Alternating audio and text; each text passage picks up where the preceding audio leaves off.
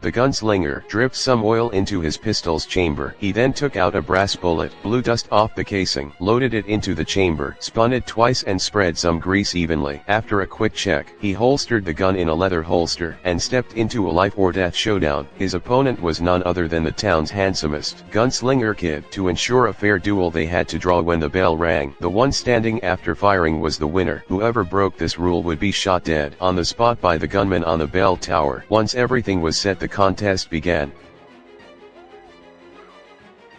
Kid's slick gun holstering move instantly charmed a bunch of women in town, but just then the other man suddenly raised his gun. Kid spun around and fired a shot. Seeing he couldn't win, the man had no choice but to drop his gun and surrender. This was a dueling competition held in town. The ultimate winner could walk away with a 100,000 prize. Such a big lure drew plenty of gunslingers. There were bandits, bounty hunters and even fugitives who came to join. But that day a female gunslinger suddenly rode into town on horseback, a cigarette hanging from her mouth. The town was full of bad guys, and young pretty Ellen was an easy target. After checking into the hotel, Kid took a liking to her and walked over to strike up a conversation. But the next second, Ellen used her sharpshooting skills to save a man who was about to be killed. She proved herself with her skills and earned the right to compete. Ellen didn't come for the prize money or any glory. She came for revenge. Her enemy was the town's mayor Herod, who was also the organizer of this gun duel. Herod had kidnapped the town's most famous gunslinger and forced him into a duel. The next day before the duel started, Herod dragged him to buy a gun. This was the kind of weapon every man dreamed of. Look at that shiny exterior, the hand-forged silver barrel, and listen to that crisp cylinder click. But a brand new pistol cost 120, which the preacher forced into the duel couldn't afford. But when Kid threw the gun to him, his natural gunslinger instincts showed. The preacher had no money, ended up buying a broken gun for $5